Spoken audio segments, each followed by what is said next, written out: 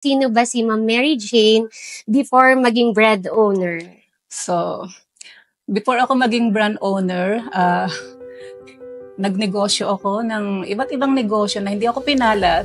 So, nag-start ako na maging real estate and naging sales manager ako.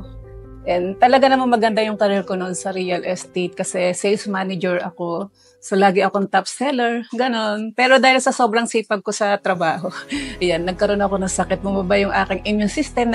Nagkaroon ako ng sakit sa dugo. Kaya, doon ako na nag-stop. Kasi kailangan ko talaga na, payo sa akin ng doktor is kailangan ko talaga na magpahinga muna. Pero totoo yun, Ma'am Mary Jane, no? Kailangan talaga magkaroon tayo ng time sa sarili. At yun yung nawala sa'yo. Yes. So sa tingin mo, bakit kailangan mo ng time na para magpahinga? Kasi breadwinner kasi ako ng family ko. So kailangan talaga, unang-una, alagaan ko yung sarili ko, yung health ko. Kasi kapag ako yung nawala, wala na magtatrabaho para sa kanila. And may dalawa akong anak and that time na may pinapaaral pa ako. And so ayun, doon ako nag-isip na magnegosyo ulit. Bumalik sa pagninegosyo. Bakit mo naman naisipan na magkaroon ng sariling brand? Pangarap ko siya nung bata pa lang ako. Kasi nung bata pa ako, yan, dahil sobrang hirap ng buhay, kapag iba ako yung iba pagka anak ka mahirap, parang iniisip mo sa sarili mo na hanggang dito ka na lang, wala ka ng pag-asa. Ako hindi.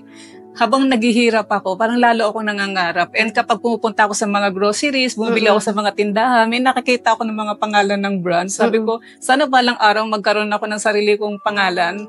And yung pangalan ko na Maria Juana is binubuli nun kasi diba nung pagbata pa tayo, yung Mary Jane yung pangalan ko. So, tinatagalog nila na Maria Juana, Juana. So umiiyak ako. Kasi sabi sa kanila, manda kayo balang araw. Yung pangalan na yan, parang hahangaan siya gano'n. Okay.